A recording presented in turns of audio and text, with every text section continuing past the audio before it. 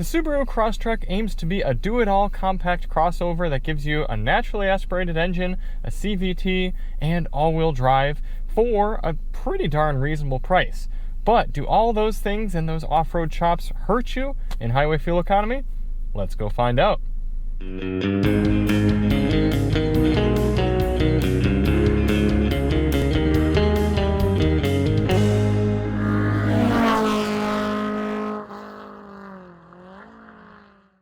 Hey everybody, it's Charlie from Daily Motor, and tonight we've got the real-world highway fuel economy test on the 2024 Subaru Crosstrek 2.5 Sport.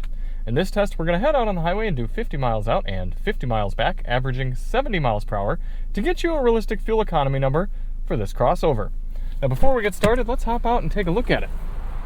Admittedly, when I first saw this pull up, I thought it was a wilderness trim because of the accents and the color and everything, but this is the Sport model, so not the smallest engine you can get. This one's got a little bit more grunt to it, but still not exactly speedy, but I'm okay with that. It's a very honest car, and coming in the low $30,000 for, still getting heated seats and all-wheel drive, that's pretty cool.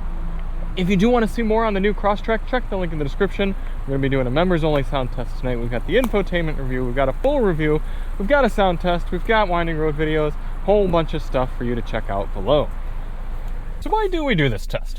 Well, the EPA's highway fuel economy test, which gives this Crosstrek 33 MPG, that test only averages 48 miles per hour. We know there are plenty of people who put on big miles on the highway and would like to know what sort of numbers you can realistically expect here in the real world. So in order to test that out, we're going to head over to the gas station here, fill up, go out and do 100 miles, come back, fill up at the same pump using the same 3-click fueling method, and get a result. Now, a few things to note for tonight. Outside temperature is 71 degrees Fahrenheit. Tire pressures have been set to their door placard. Now this is interesting, 33 PSI front, but 32 PSI rear. Don't you think it'd be less confusing for owners to just have a set number, either be 33 or 32? That's kind of silly. And then we're going to have our climate control set at 73 degrees auto. All right, let's hop out and fill it up. Put in 5.013 gallons for our first fill. And before starting the engine, we've got our GPS reset, our climate control set, and we need to reset our trip computer, which we're going to do right there. And we're ready to begin. Now we do have two different driving modes. We've got S and I. I is going to give us a little bit closer to a normal, sort of calm, eco-style mode. And we've also got some different all-wheel drive modes here. We got kind of a snow and dirt, and then a deep snow and mud mode. We've just got the all-wheel drive system set to normal. We're going to take it nice and easy over to the highway and pick up the test from there. One thing I would like to note here while we're waiting for our last stoplight is the 24 Crosstrek comes with the functionality to focus the HVAC on only the occupants that are in the car. So if I press that, then right now it's only focusing air at the driver. For the purpose of this test, I'm inclined to keep it on all because I feel like it's going to be a little bit more indicative of maybe a normal use case. I don't know if you're driving along, you got two people in the car, I don't know. It's tough to say which one to go with here, but I'm just going to leave that on all, and then maybe if you do use the driver function, you can squeeze just that much more fuel out of the car. But the goal of this test isn't to hypermile. We're not trying to get the very best possible fuel economy for this, but rather a realistic number.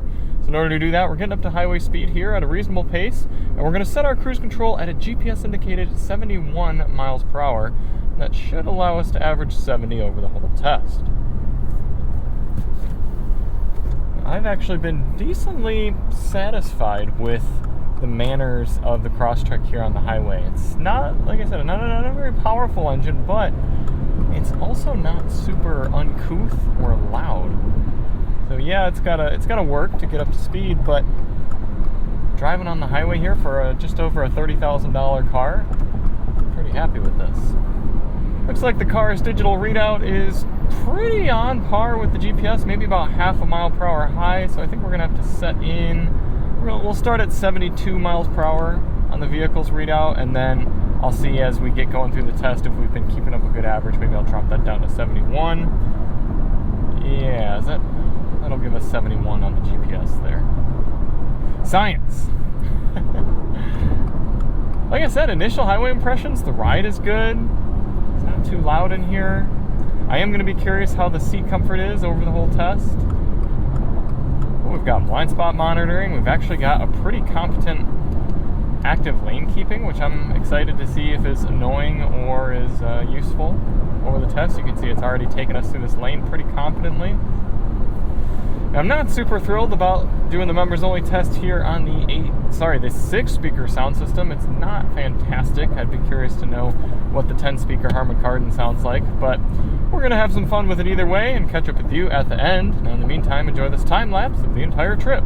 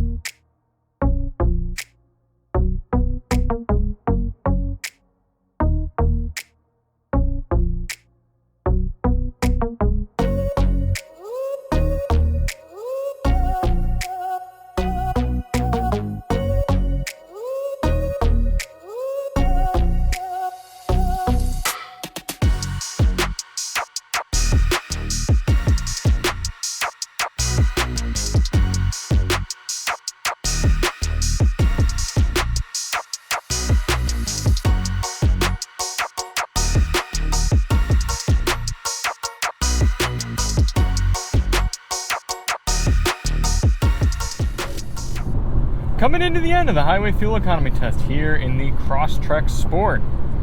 I gotta say, for a $32,000, $33,000 car, this is a good highway cruiser. The fact we've got a decent hatchback size back there, room for adults in the second row, and I'm averaging 33.5 MPG according to the vehicle's trip readout.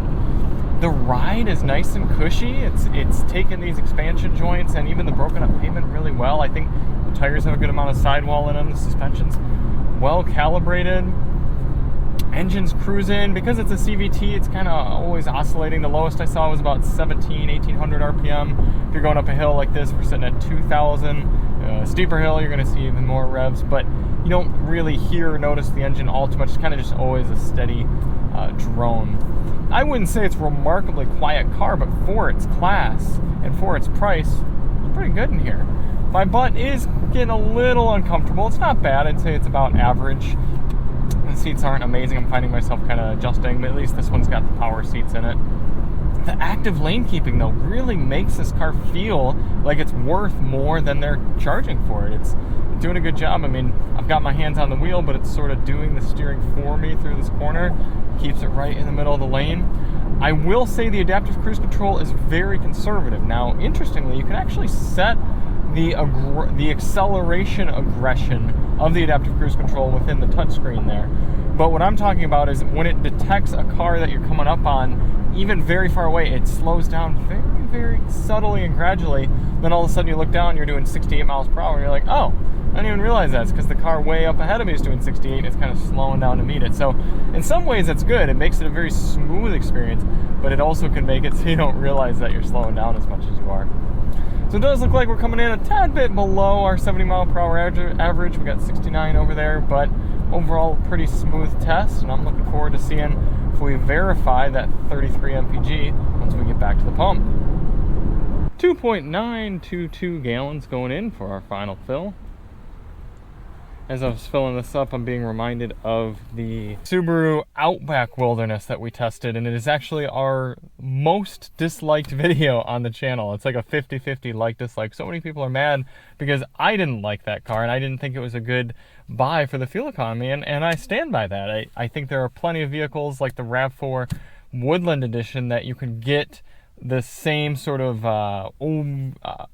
all-wheel drive and capability experience and get much better fuel economy on. And I don't know why people were so mad that I was frustrated by that fuel economy. But I clearly don't hate Subaru because I think this is about to be a pretty good result. 99.9 miles traveled divided by that 2.922 gallons is giving us 34 miles per gallon, which is just a hair more than the vehicle's trip readout by the time we got here. So hey, beating EPA by 1 and giving you 34 MPG on the highway. Still maybe not fantastic for a subcompact crossover, but this thing does have some off-road chops, and when the price is right like that, I'm not mad at all. All the new Crosstreks come with a 16.6 gallon fuel tank, so 16.6 times that 34 miles per gallon, giving you an impressive 560 miles of cruising range here in the 24 Crosstrek Sport. So thank you all so much for watching. Like I said, I'm a pretty big fan of this little Crosstrek. I think Subaru did a good job with it. It's got its quirks, but I think it provides a lot for people at this price point. If you do want to see more on it, check the link in the description. We got all of our other videos linked down there, and we'll see you on the next one. I'm Charlie from Daily Motor, and as always, drive on.